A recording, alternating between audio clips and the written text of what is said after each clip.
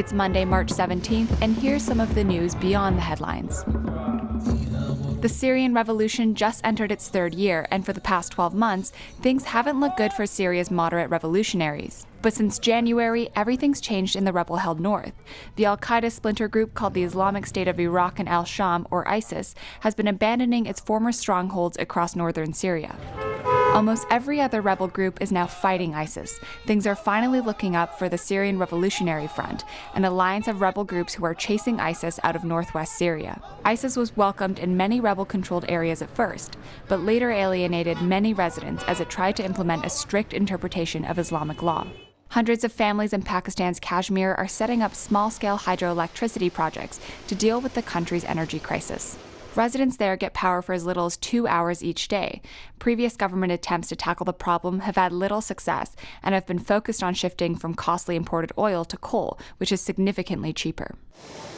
Residents of Kashmir's Neelam Valley have taken to installing small turbines to take advantage of the 125-mile-long river that runs through the area. But hydropower has been a source of tension between India and Pakistan in the contested Kashmir region. India has objected to major dam projects in the past on Pakistan's side. France's culture minister returned 3 paintings stolen by the Nazis.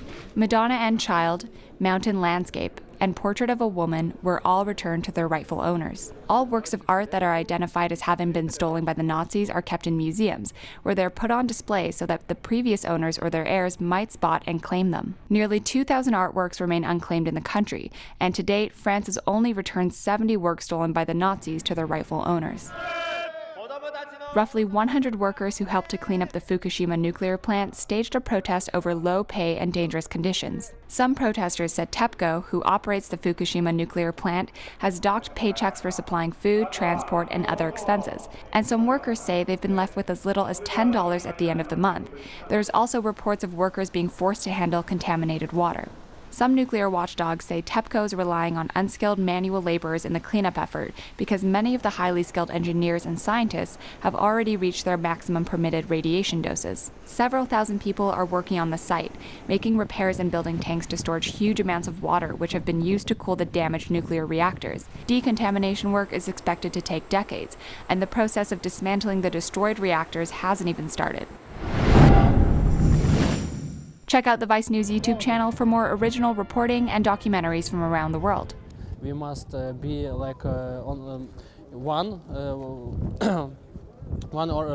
body against Russian aggression. Клянусь достойно исполнять воинский долг, мужественно и самоотверженно защищать свободу и интересы Крыма, быть преданным его народу. Присягу принял. Ставь строй.